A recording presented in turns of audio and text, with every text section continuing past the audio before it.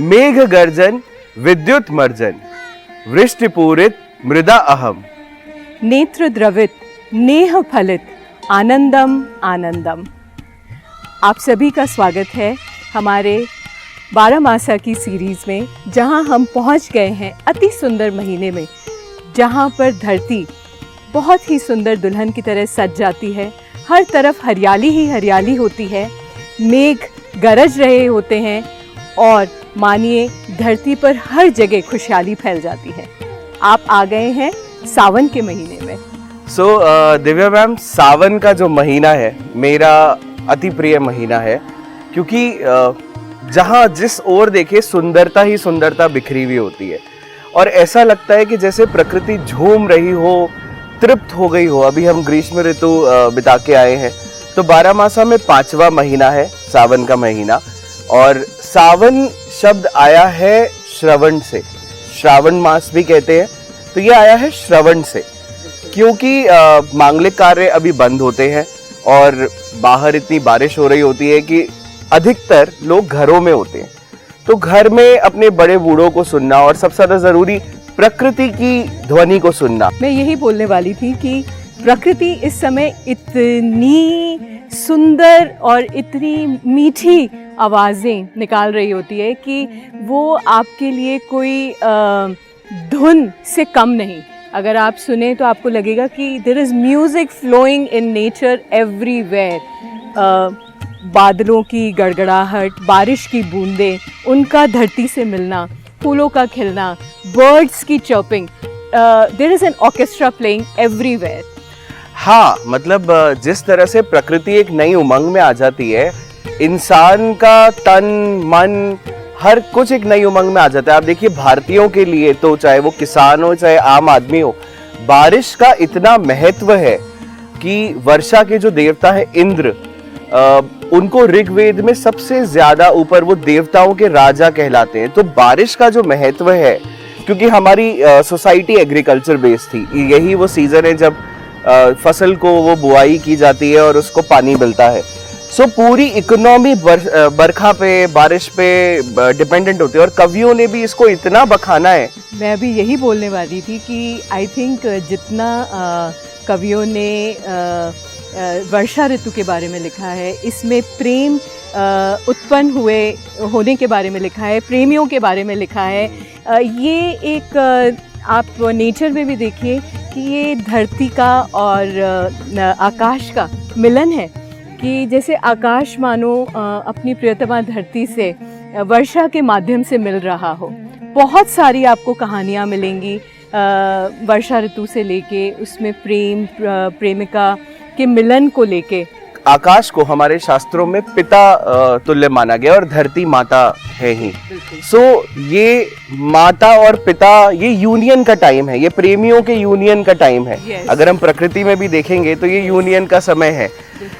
Festivals इस महीने में शुरुआत हो जाती है हमारे फेस्टिवल्स की। सो तीज आती है, हरियाली तीज, इसमें सावन के झूले और सावन के घेवर। घेवर के बारे में बताइए कि घेवर की कहानी क्या है, तीज से कैसे जुड़ा हुआ है? वैसे देखें तो घेवर भारत में पर्शिया से ही आया। राजस्थान में पर्शिया का बहुत इन्फ्लुएंस है।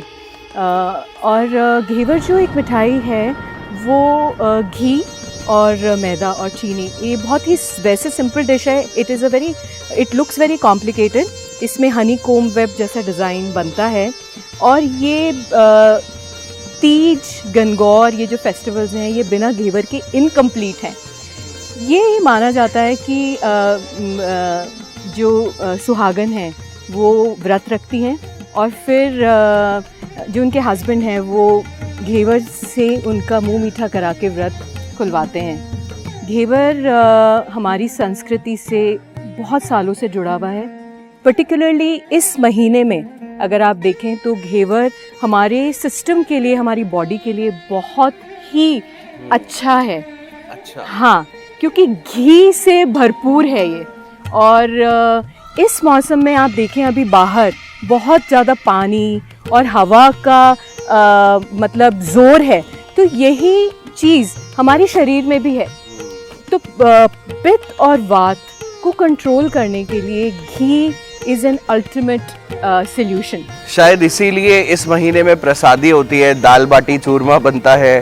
बिल्कुल, रोट तीज आती है। रोट तीज है। रोट भी बिल्कुल आप देखें तो रोटी है, मोटी रोटी, और उसको घी में चूर के खाया जाता है। इस महीने में क्योंकि बाहर बहुत सारे जीव जंतुओं का मूवमेंट होता है, धरती में से भी बहुत सारे जीव निकलते हैं बारिश होने के कारण, तो हरी सब्जियों का खाना बिल्कुल वर्जित है। आप ना खाएं हरी सब्जियां। आयुर्वेद भी हमें कहता है, ऋतुचर्या भी कहती है कि आप ग्रीन वेजिटेबल्स ना खाएं, बहुत ज़्यादा पानी वाले तत्व ना कंज्यूम करें। दूध भी इनफैक्ट कहते हैं इस महीने में दूध भी नहीं पीना चाहिए ज़्यादा। बिल्कुल नहीं पीना चाहिए, क्योंकि गाय भी जो है, जो भी हमारी कैटल है, वो भी घास वो जो खा रही है, वो बहुत ज़्यादा पानी है उसके अंदर। So it is ideally not advised to have it. पंचामृत ले सकते हैं आप, लेकिन आप दही लें, आप घी लें, बट बेसिक फॉर्म ऑफ जो डेयरी है उसके लिए वर्जित किया गया है। दूध के त्याग से एक चीज़ याद आई कि जिस चीज़ को भी संसार त्याग देता है उसको अपनाते हैं महादेव, और सावन है महादेव भगवान शिव का महीना। सावन आते ही रुद्राभिषेक की शुरुआत हो जाती है, और सावन के सोमवारों का बड़ा महत्व है। तो भगवान शिव पे जो दूध चढ़ाया जाता है, इससे मुझे कहानी याद आ रही है जो दर्शकों को बता देते हैं। प्लीज। कि सावन में कहते हैं कि समुद्र मंथन हुआ था, जब देवताओं ने और दानवों ने मिलकर समुद्र को मथा था। तो जो जब मथा तो सबसे पहले निकला उसमें से हलाहल विष, जिसको भगवान शिव ने ग्रहण करा, अपने कंठ में रोक लिया और नीलकंठ कहलाए। लेकिन उस विष की जो तपिश थी, उसकी जो अग्नि थी, वो इतनी तीव्र थी कि उसको शांत करने के लिए भगवान शिव के ऊपर उनका अभिषेक किया जाता है, जल से, दूध से। मंगलवार को पार्वती जी का व्रत करती हैं औरतें, क्योंकि पार्वती जी को भी शिव जी उनके 108 मतलब जीवन लेने के बाद श्रावण महीने में ही प्राप्त हुए। तो इसीलिए मंगला गौरी व्रत भी आता है। मंगला गौरी व्रत आता है, नाग पंचमी की पूजा होती है। इसी के साथ एक और महत्वपूर्ण त्योहार या पर्व आता है, वो है जन्माष्टमी। श्रावण मास की कृष्ण पक्ष की अष्टमी को भगवान कृष्ण का जन्म हुआ था, और इतनी घनघोर बारिश हो रही थी, और कहते हैं भगवान कृष्ण पूर्ण अवतार थे भगवान विष्णु के। तो एक तरफ तो हमने पिछले महीने में बात की थी कि नारायण शयन में चले जाते हैं, दूसरी तरफ नारायण रूप बदल के कृष्ण के रूप में धरती पे आते हैं। Absolutely, God has his own ways of looking after his own creation. So Janmashtami आती है, पूर्णमासी के दिन, श्रावण की पूर्णमासी के दिन रक्षाबंधन का त्यौहार आता है, जो कि पूरा विश्व एक्चुअली मनाता है। And it is festival representing the bond between a brother and a sister, जो कि बहुत ही पायस बॉन्ड है। और पहले अगर हम देखें तो वाइफ्स भी अपने हस्बैंड्स को राखियां बांधा करती थी जब वो युद्ध के मैदान में जाया करते थे। ये एक रक्षा का प्रतीक है कि आपकी रक्षा हो, प्रभु आपकी रक्षा करें, और आपकी जर्नी सफल हो और आप वापस विजयी होके वापस आएँ। We celebrate the festival of Rakhi beautifully at Kesar. We make edible Rakhis. अरे वाह। हाँ, so you can buy them, you can tie them and you can eat them. अगर मैं खाने की बात करूं, मिठाई की बात करूं दिव्या मैम, तो केसर के पास सावन के लिए क्या ऑफरिंग है? So we have tried to bring in the elements of peach in our sweets.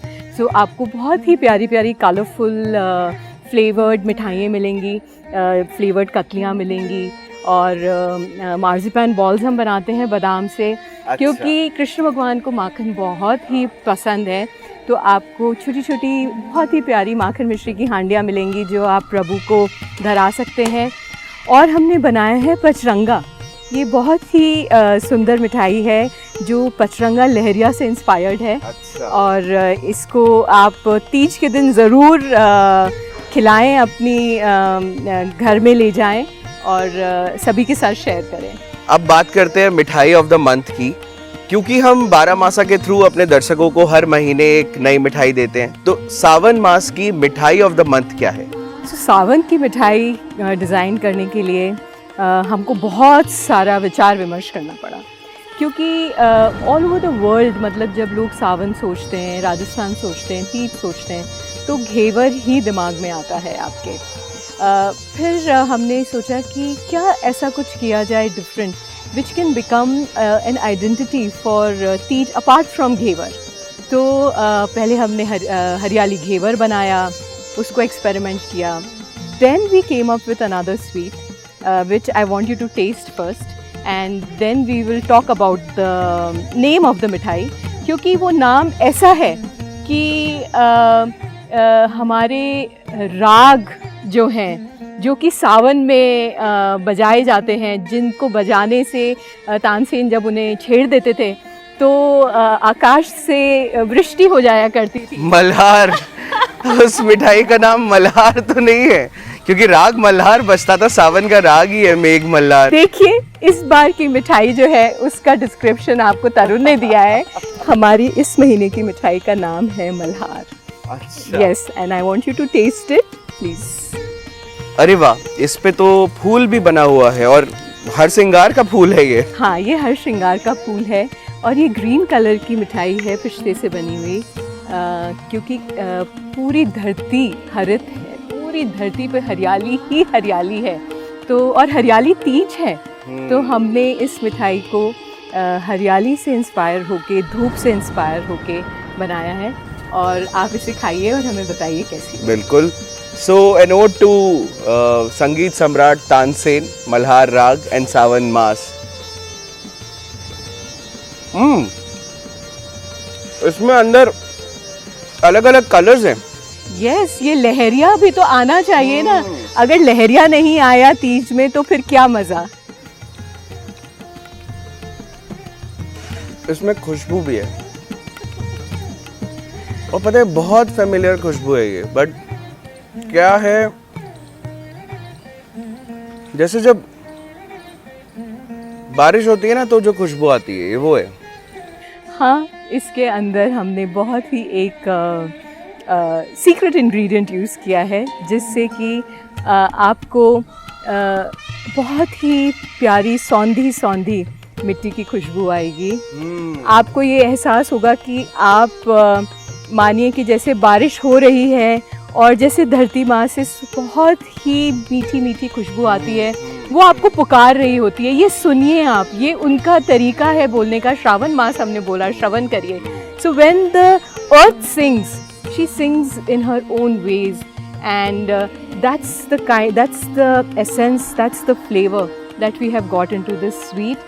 भारतीय सोसाइटी इतनी ज़्यादा एसोसिएटेड रही है प्रकृति से, लोगों से, वसुधैव कुटुंबकम का जो भाव है। सो चाहे बारिश में वो पकौड़े बनाना हो बारिश होते ही, या वो बच्चों का पानी जहाँ भर जाता है वहाँ नाव तैराना हो कागज़ की, सावन एक नई उमंग, नए नए जज्बे के साथ आता है, तो उसको पूरी तरह से एंजॉय करिए। बिल्कुल करिए, सावन के झूले झूलिए, जैसे तरुण ने बोला नाव चलाइए, और पूरे परिवार के साथ बैठ के आप शिव जी का रुद्राभिषेक करिए और बहुत ही स्वादिष्ट दाल बाटी चूरमे का आनंद लीजिए। Enjoy Sawan like none other festival, like none other season. तो मज़ा लीजिए सावन की हवाओं का, बारिश की बूंदों का। देखते रहिए हमारा 12 मासा का एपिसोड और मिठाइयों का आनंद ज़रूर लीजिए केसर स्वीट्स पे। खम्मा घनी।